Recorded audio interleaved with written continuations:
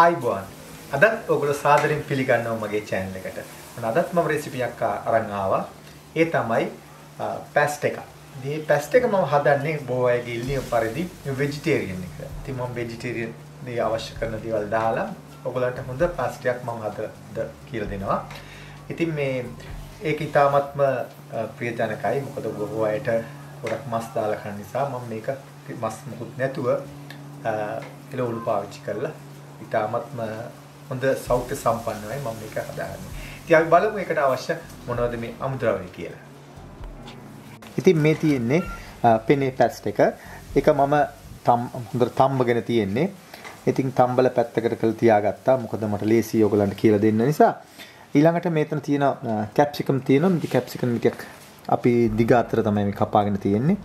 ඊළඟට සුකිනි තියෙනවා. ඊළඟට ඔලිව්ස් තියෙනවා. හිඳ කපාගත්ත ලුණු තියෙනවා. ලුණු තියෙනවා. ඊළඟට මෙතන තියෙන ගාලික් තියෙන සුදු ලුණු. ඊළඟ පොඩියට කපාගත්ත කැරට් තියෙනවා. ඊළඟ පාර්මසන් චීස් තියෙනවා. ඔයගලන්ට මේ පාර්මසන් චීස් මම දන්නවා ගොඩක් මිලාදිකයි. ඔයගලන්ට එහෙම නැත්නම් ඔයගලන්ට පාවිච්චි කරන්න ඕන මොසරෙල්ලා එක ඒ කිසි ප්‍රශ්නයක් නැහැ. නමුත් පොඩි වෙනසක් තියෙනවා ටේස්ට් එකෙත් එක්ක. ඉතින් ඒකයි මම මේ පාර්මසන් එක පාවිච්චි කරන්නේ. ඉතින් එහෙම නැති අයට ඔයගලන්ට මොසරෙල්ලා චීස් එක ඕසෙඩ චීස් එක පාවිච්චි කරන්න පුළුවන්. ඊළඟට තියෙනවා මේ වේලලා ගත්ත ඔලිව් ඔයිල් දාපු මේ ටොමැටෝ එක අපි කියන sun dried ටොමැටෝ කියලා. ඉතින් ඒක මෙතන තියෙනවා. ඊළඟට මෙතන තියෙනවා මෂ්රූම් එක. මේකත් හීනට කපාගෙන තියෙනවා. ඊළඟට මෙතන තියෙන ස්පිනච් එක. මේ බේබි ස්පිනච්. ඔයගොල්ලෝ පේන ඇති මේ පොඩියට ගත්ත නිවිති එක කොලේ වගේ තියෙන එක. ඊළඟට මට තව අවශ්‍ය වෙනවා මේකට මේ පැස්ට් මේ වතුර. මම වතුර වලට පාවිච්චි කරන්නේ මේක මම පැස්ට් තම්බාගත්ත වතුර. ඉතින් ඒකෙන් මට ස්වල්පයක් අවශ්‍ය වෙනවා. ඊළඟට මම කඩෙන් ගත්ත පාස්ට් සෝස් එකක් තියෙනවා. බොලොනීස් සෝස් එක. මම ඒක කඩෙන් ගත්තේ. මම ඒකත් දාලා තමයි මම මේක හදන්නේ. ඉතින් අපි මේන අපි බලමු කොහොමද හදාගන්නේ කියලා. ඉතින් අපි මුලින්ම එක්ස්ට්‍රා වර්ජින් ඔලිව් ඔයිල් ටිකක් අපි මේකට ඇඩ් කරනවා. මේ විදිහට. අතර මේකේ ගාලික් ගතියත් ඇතුලේ තියෙනවා. ඔයගොල්ලෝ පේන ඇති. ගාලික් තියෙන ඇතුලේ. ඒකත් එක හරි සුවඳක් එනවා. මම ඒකයි ඒ විදිහට පාවිච්චි කරන්නේ. ඊට පස්සේ ඒක රත් වෙනකොට අපි එකතු කරන හීනෙට කපාගත්ත ලුණු ටික. දැන් ඒක සුදු ලුණු ටික. ඉතින් මේක ඇත්තටම වස්තින දේවල්, ඉතින් හරි ගුණදායී දේවල්. මේකත් අපි ගොඩාක් වදින්නෙත් නැහැ. යාන්තම් පාටෙන් තමයි වදින්නේ. අපි ඉතින් මේ ලුණු සුදු ලුණු පැදින් ඉවරට මම කැරට් ටික දානවා. මොකද ඒක පොඩ්ඩක් කලින් තැම්බෙන්න ඕන නිසා. ඒකත් මේ විදිහට කවලම් කරනවා. ඊළඟට මම එකතු කරනවා මගේ මේ පැස්ට් තම්බගත්ත වතුර. මේ විදිහට. ඒකේ මම පොඩ්ඩක් මේක තැම්බෙන්න ආරිනවා. නැත්තම් මට ටොමැටෝ ඉස්සෙල්ලාම දාන්න පුළුවන්. ඒක දාන්න නැතුව මම මේක ඉස්සෙල්ලා මේකේ පොඩ්ඩක් තැම්බෙන්න ආරිනවා. ඊට පස්සේ තමයි මම එකතු කරන්නේ මේ පැස්ට් සෝස් එක. ඉතින් මම ගින්දර පොඩ්ඩක් වැඩි කරලා තියෙන්නේ. ඒක තැම්බෙන්න ඕන නිසා. ඉතින් මේක දැන් තැම්බීගෙන එන නිසා දැන් මම මේ පැස්ට් සෝස් එක මම මේකට දානවා. ඉතින් මේක බොලොනීස් සෝස් එක මේක තමයි එකතු කරලා ගින්දර පොඩ්ඩක් අඩු කරන්න ඕනේ. ඊට පස්සේ මේකටත් හොඳට වතුර ටිකක් දාලා අපි මේක පස්සේ මම දානවා මේකටම නාස්ති කරන්න එපා. මේක මේ දාද්දි දැන් මම එකතු කරනවා මේකට අර කැප්සිකම් ටිකක්. මොකද මේ හැම වෙලාවෙම ඔයගොල්ලෝ මේ ඉගෙන ගන්න ඕන දෙයක් තමයි හැම හයිය එළවලු මුලින්ම එකතු කරන්න ඕන. ඊළඟට සොෆ්ට් තියෙන ඒවා නැත්තම් කලින් මේ ප්‍රී කුක් කරපුවා ඒවා අන්තිමට තමයි එකතු කරන්න ඕනේ. ඒකයි මම අර කැරට් ටික මුලින්ම ඔයගොල්ලෝ එකතු කරේ. ඒවා කලින් තැම්බෙන්න ඕන නිසා. වැඩි ප්‍රමාණයක් තැම්බෙන්න ඕන නිසා. දැන් සුකිනි තියෙන ඒවා මම අන්තිමට එකතු කරන්නේ. ඔලිව් ඔයිල් ඊළඟට මෂ්රූම් එහෙම මම දැන් මේක තැම්බීගෙන එනවා. නටන නැත්තටම දැන් මම එකතු කරනවා මේකට මේ ඔලිව්ස් ටික. ඔලිව්ස් ටික ඔයගලන්ට ඕන නම් හීනෙට කපලා දාගන්න පුළුවන්. නැත්තම් මේ විදිහටම දාන්න පුළුවන්.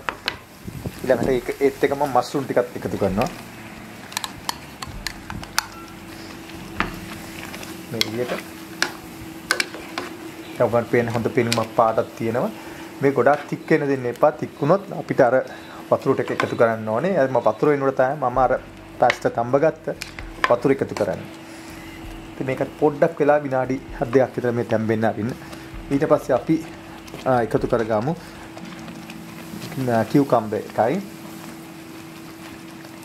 සන්රයිස් ටොමැටෝ එකයි.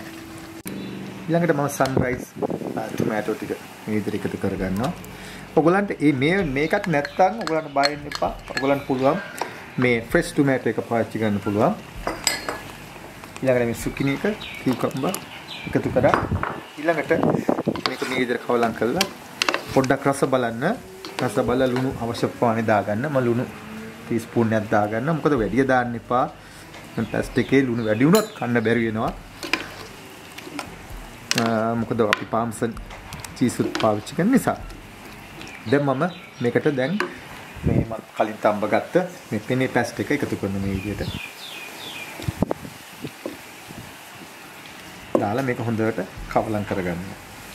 දැන් මම අර බේබි ස්පිනිච් ටික මම මේ විදිහට එකතු කරනවා. දාලා මේක හොඳට කවලම් කරගන්න. මේක අන්තිමට තමයි මේක දාන්නේ. මොකද මේක උයන්න දෙයක් නැහැ. ඇත්තටම මේක හොඳට කවලම් වුණාම තියෙන රස්නෙත් එක්ක ඒ ඇති.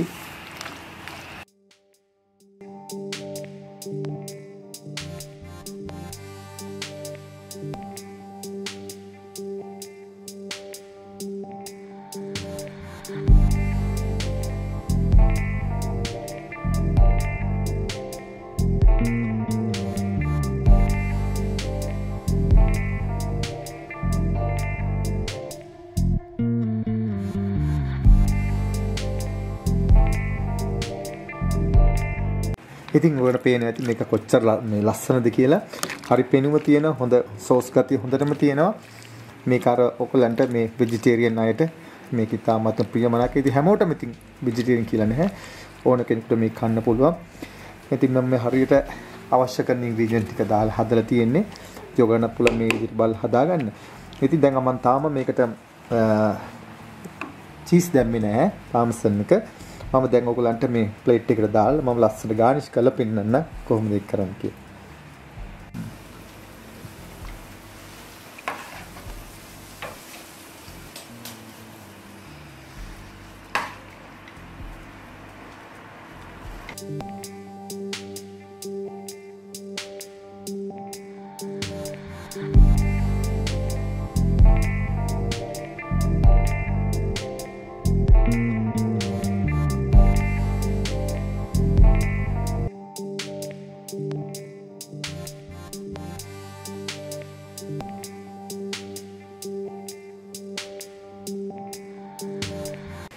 ඉතින් මෙන්න මේ මම ගානිෂ් කරලා ඔයගොල්ලෝ පෙන්ලා තියෙන්නේ මේ අද මම හදාගත්ත මේ ভেජිටේරියන් පැස්ටා එක. පෙනේ පැස්ටා එක තමයි අරන් තියෙන්නේ එකට හදන්න. ඉතින් ඔයගොල්ලෝ බලන්න එක ලස්සනට මම ගානිෂ් කරා. ඉතින් හොඳ පෙනුමක් තියෙනවා. ඒ වගේම රසකුත් තියෙනවා. ඉතින් ඔයගොල්ලන්ට පුළුවන් මේ විදිහටම හදලා බලන්න. ඉතින් ඔයගොල්ලෝ මෙච්චරලා බලන් ඉඳලා ඔයගොල්ලෝ ඉතාමත් මේ දෙයක් ඉගෙන ගන්න නැති අද මේ වැඩසටහනේ ඔයගොල්ලෝ මේ විදිහට හදන්න. හදලා මොන හරි ගැටලුවක් තියෙනවා නම් මට කමෙන්ට් එකක් දාන්න සුපුරුදු පරිදි අපේ travel with chef Facebook page එකට. ඉතින් ඒ වගේම තවත් මොන හරි ගැටලු තියෙනවා නම් කරුණාකර ඉදිරිපත් කරන්න මම කැමතියි ඔයගලට උදව් කරන්න. නැවත ඉතින් මේ වගේම තවත් ලස්සන වීඩියෝ එකකින් නැවත හම්බ වෙනතුරු ඔබට සුබ දවසක්. ගිහින් එන්න ආයිබෝවා.